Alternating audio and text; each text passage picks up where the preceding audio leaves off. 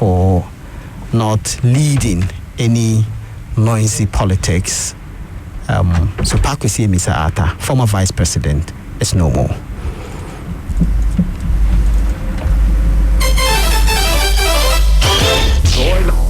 The events as they happen, when they happen, where they happen. Joy 99.7 FM, your most reliable news source.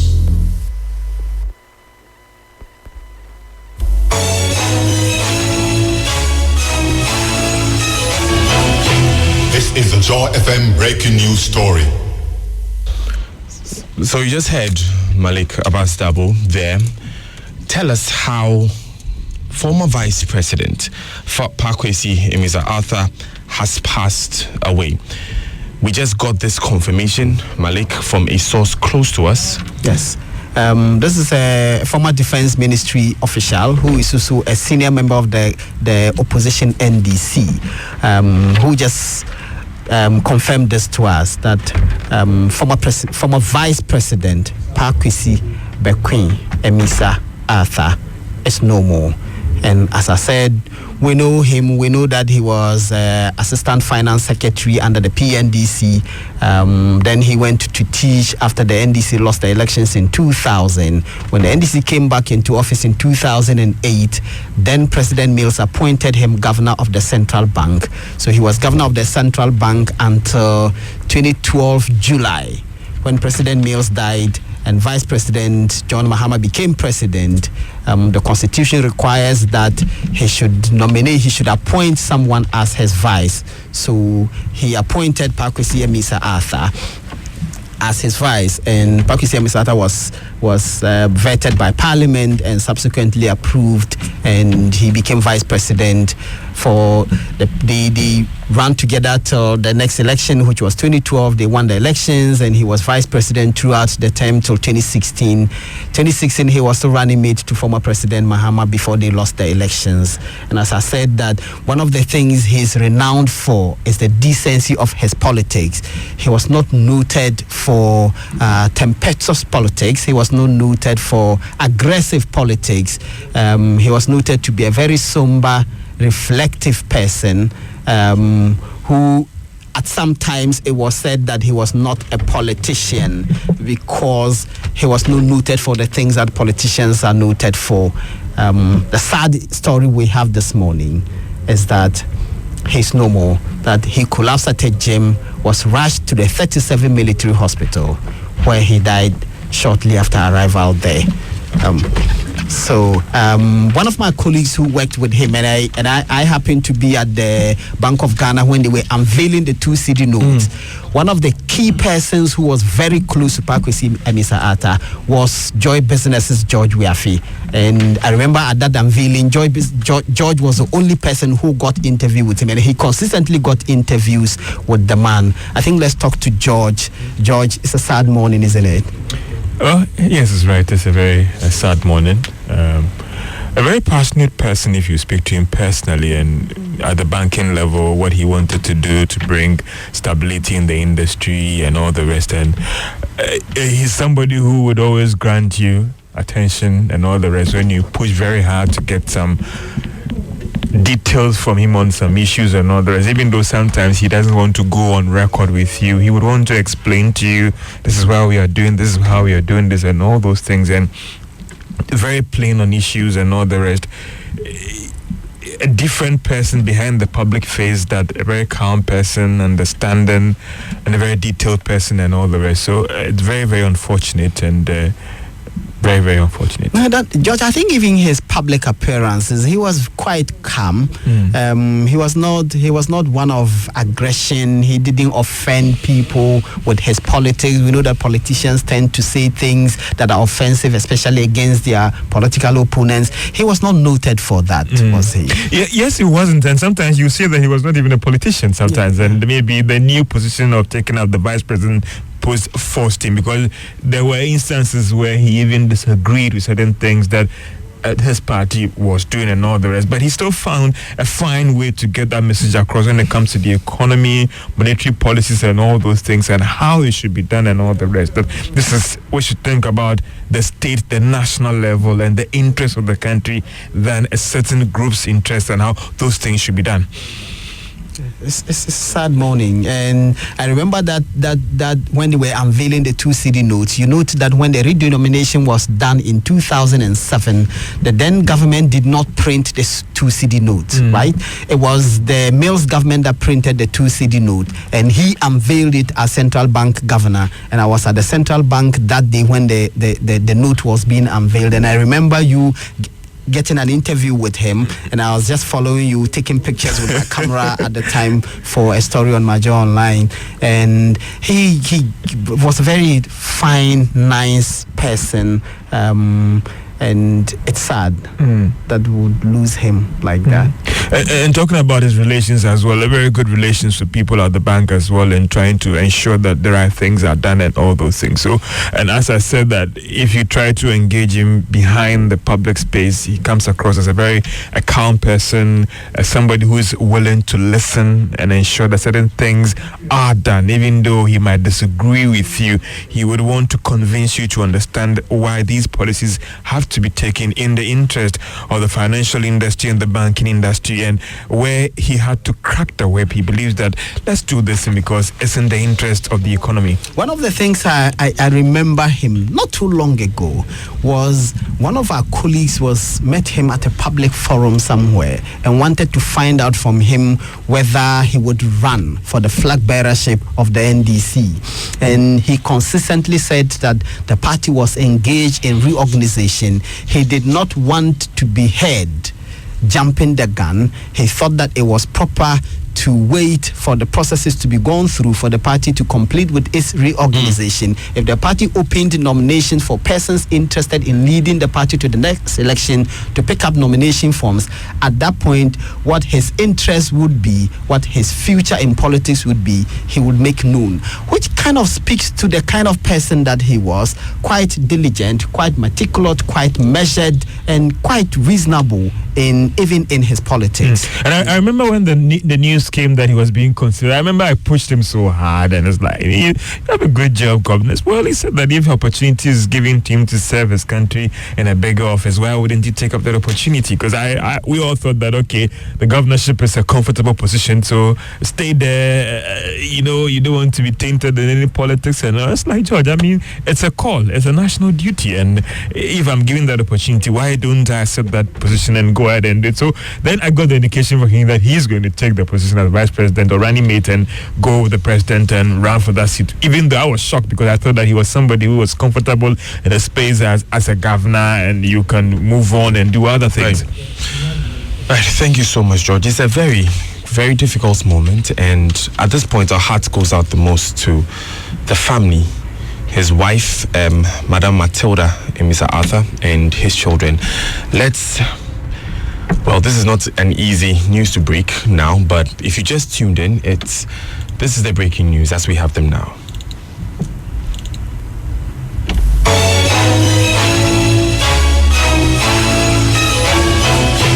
This is the JOYFM breaking news story. And the news as we have it is that former Vice President Kwesi Amissah Arthur, former Governor of the Bank of Ghana, has passed away. This came in just this morning. We have a confirmation from sources very close to him. Our condolences now to the family, and now if this can give you any comfort of any sort, this is for you.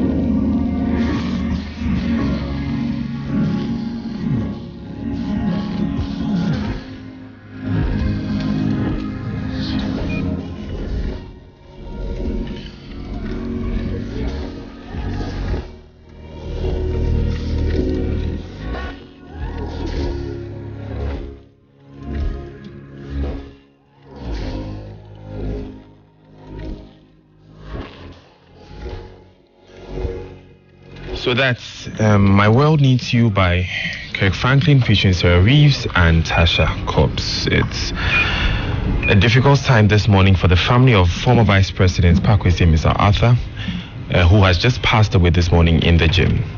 Anymore, tell us a bit more about Vice President Kwesi Amissah Arthur. Well, former Vice President Kwesi Amissah Arthur, who was born on the 29th of April 1951. He was a Ghanaian economist, academic and politician. He was the 6th Vice President of Ghana. He was in office from the 6th of August 2012 until 7th January 2017. He served under President John Dramani Mahama, and before that he was governor of the Bank of Ghana from 2009 to 2012. He was sworn in as Vice President on the 6th of August 2012 after he had been vetted by Parliament. He was nominated by President John Mahama to be Vice President a week after John Mahama himself was sworn in, which was, obviously remember that Mahama was sworn in after the sudden death of former President John Atta Mills on 24th July 2012. And like George said, he was very quiet, very calm, and he seemed to serve his country in answer to a higher call. It's a difficult morning. He was born in Cape Coast, the capital of Central Region. He went to Mfansipim, where he obtained the GC Ordinary O-Level in 1969, and then he did his A-Levels in 71. He went to University of Ghana, Legon, where he got his BSc, and then he did his Master's in 1976 in economics. He started his career as a research assistant at the Institute of Statistical, Social and Economic Research between 1974 and 1975. He then became a teaching assistant from 1977 to 78. He's also been a lecturer at the Department of Economics in Nigeria, Anambra State College of Education, and he went into politics in 1997. He worked as a consultant for the World Bank. He also served as a consultant for the Netherlands Government Education Project in Ghana. He worked as a senior economist for the Sigma 1 Corporation in Ghana between 1998 and 2000. And he was also part of the Ministry of Foreign Affairs in Denmark. From 1983 to 1986, he served as a special assistant to the Secretary of Finance and Economic Planning, Kwesi Botre, in the PNDC government. He was also Deputy Secretary for Finance in the PNDC government from February 1986 to March 1993. He was also Deputy Minister for Finance in the Rawlins government after the establishment of constitutional rule. That was from April 1993 until March 1997. He was appointed as Governor of the Bank of Ghana in October 2009 by the late President John Atta Mills. Held this position until 6th August 2012 when he became Vice President of Ghana following the death of Atta Mills. And this morning our hearts go out to Mrs. Matilda Amissah Arthur and his 2 children. We're thinking of you this morning. And anymore, I think his mom may actually be alive, because I remember that when President Mahama nominated him, Joy News actually went to Cape Coast and spoke to his mother. And I would imagine that the mother is still alive, and he was 67. 67, yeah. Kwesi Amissah Arthur was 67. The mother would still be alive, I can imagine, because we did that story, and I'm sure if the mother had died, we would have known, we would have done the reports and all of that. Yeah. So sad one for the entire family and for the entire country, and especially his family, his wife, his children, and the NDC. As a party. And also the nation, because we've lost a great economic mind. Former governor of the Bank of Ghana. So former vice president. Vice president, So it's a big loss this morning. It's definitely a big loss to all of us. If you look through his career, he seemed like a very astute economist, someone that by all means applied himself to his trade and was committed to the cause of this country, and it became very obvious when he rose to the office of vice president. Yeah. So Daniel, I'm sure we know we just spoke to JOYFM. One of our colleagues who also knew Kwesi Amissah very well was Said Kwame Boateng. Said Kwame Boateng, who leads many of our documentaries, especially in health. And in fact, a few minutes ago, you mentioned him and what he did with Locked and Forgotten in the prisons when we were discussing the overcrowdedness at the Nsawam medium security prisons. Yeah. Said Kwame Boateng is on the phone line, and he will bring some perspective. Seth was presidential correspondent. Mm-hmm. Yes, and he was the first person who interviewed Kwesi Amissah when he was announced as vice president. Mm-hmm. And after that announcement as vice president, and let's speak with Seth now. Seth. Hello, Daniel. Yeah. I can't forget na pay Antini. Yeah, it's a sad morning. Since the news broke, I've been trying to call his line. The phone rings, but nobody answers. I've been calling people around him, and they simply don't want to believe it. People are very close to him. They don't want to believe it. And like you said, I was the first person to interview him the very day that he stepped at the castle as the vice president. I had told myself that I will interview him, so I was downstairs waiting for his convoy the day he had entered as vice president. So as soon as he got out of his car, I approached with my recorder. I asked him, "How do you feel?" He pushed back, looked at me. "What is this?" Because he wasn't used to that. "What is this?" I said, "Your Excellency, you have to talk. You have to grant me an interview. I'm Kwame Boateng from JOYFM." His security wanted to push me away. He was shocked. He just looked at me again and said, "You want me to talk?" I said, "Yes." "So how do you feel?" My recorder was still on, and he answered. I pushed him again. I asked him another question. He answered. I asked again. He answered, and he said, "Please, let me go and report to the president first before I can go on with an interview." So I called Israel. I shouted, "Israel, I'm the first person to interview Amissah as vice president." Israel was happy. So that was the first story on Midday News that day.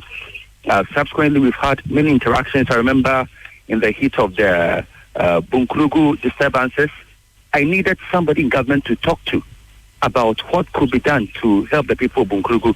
So one morning, I approached somebody that I had to speak to the vice president now. The person said, "Really?" "Yes, that was the former National Security Advisor, Baba Kamara." So he said, "Really, you want to speak to me?" I said, "Yes."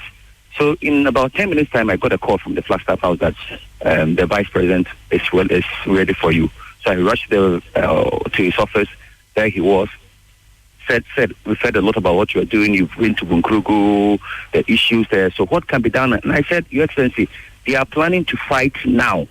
So you know what? You have to detail security men to Bunkrugu. You have to call the IGP. You have to do this, do that." He was just looking at me and said, "Are you that familiar with the area?" I said, "Yes." So he made calls and said, "Okay, so we are dispatching a team to Bunkrugu now." I said, "I'm happy now." Then he asked me a lot of questions about what could be done, how we need to engage the youth, and said, "I know that you can engage the youth, so why don't you get them and we provide the support that you need?" I said, "Yes, Your Excellency, thank you. I will get them to come here." And just last year, I was at a Methodist church around Ridge. The youth had a program, and the two of us were speakers. Amissah and I were speakers. And after I spoke, he said, "No wonder God." Since then, we are so close. You know, remember I said I was the presidential correspondent that time, and I had opportunity to travel with him to Kumasi and other places. So Kwame, Kwame, from the entire time that you knew him, what kind of a man was he? Tell us a bit about his character. How was he dealing with the people he was around always him? smiling. Those who noticed him, who saw him, he was always smiling. And he looked very calm. I know that the former president, Mahama, called Mr. B as Mr. Beko. Because times that we saw them off, or we went to the airport to meet the president. Anytime he traveled and returned, or anytime he was seeing him off, he'll call Mr. B. I'm leaving town. You understand? We heard all these things, and he was a very calm man.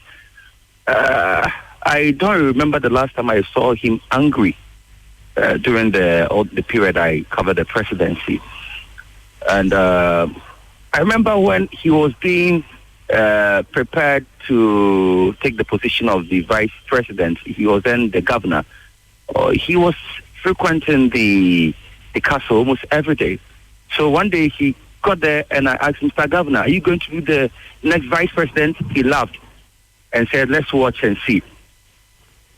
Then in no time I went to his guards and I asked them, the way this man is in the office of the president, having discussions with the president, I think he's going to be the next vice president. His immediate guard said, we can't comment.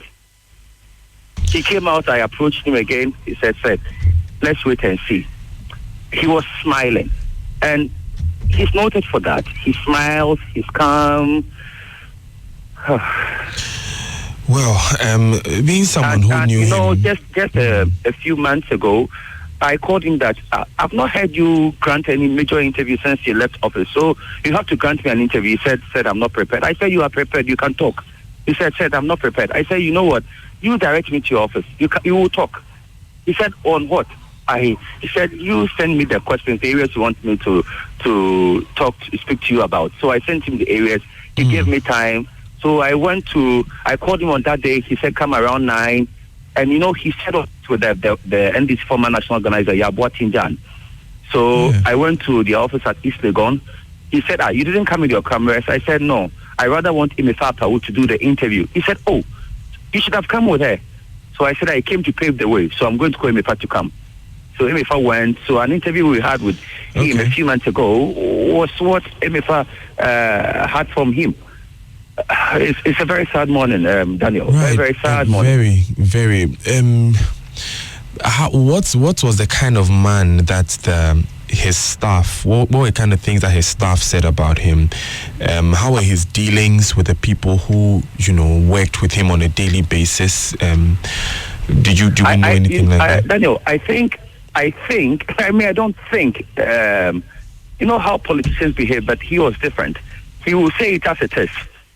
You understand? He will say it as it is, and at times I was like, hey, I didn't know the implications of what he said, but he will say it. He will not attempt sugarcoating anything, and he will open up and express his views. So recently I asked him, so are you sure you want to be president? And he said, asking you want to contest. He said, I'm a politician. I'm now at home. I can do no other work apart from politics. So I said, is there confirmation that you want to contest? He said, I said, I was a politician. I rose to the office of the vice president. I'm now home. I can't do any other work apart from politics. So I asked again, so do you want me to accept this as your confirmation? He said, I can't confirm. Seth, thank you so much for joining us this morning. Seth Kwame Boateng was... he's a journalist here at Multimedia Group. He was presidential correspondent, one of the first people to interview Kwesi Amissah Arthur. Also knew him quite well personally. The news as we have it now is that former Vice President Kwesi Amissah Arthur has passed away. He's passed away this morning when he was at the gym. And we have this confirmed this morning. Earlier, Enimwa and Malik were surmising that his mother may be alive. This is true. His mother is alive. We understand that. Anyway, let's move on. MFR Pau is on the line.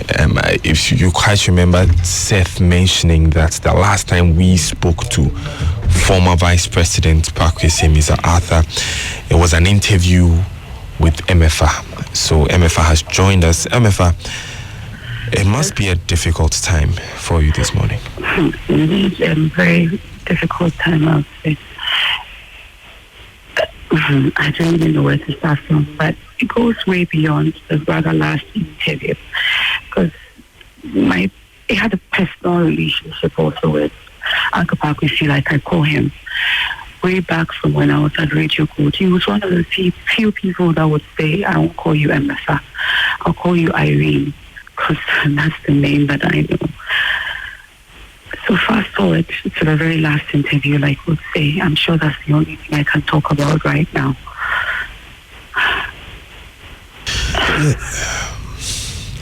It's a difficult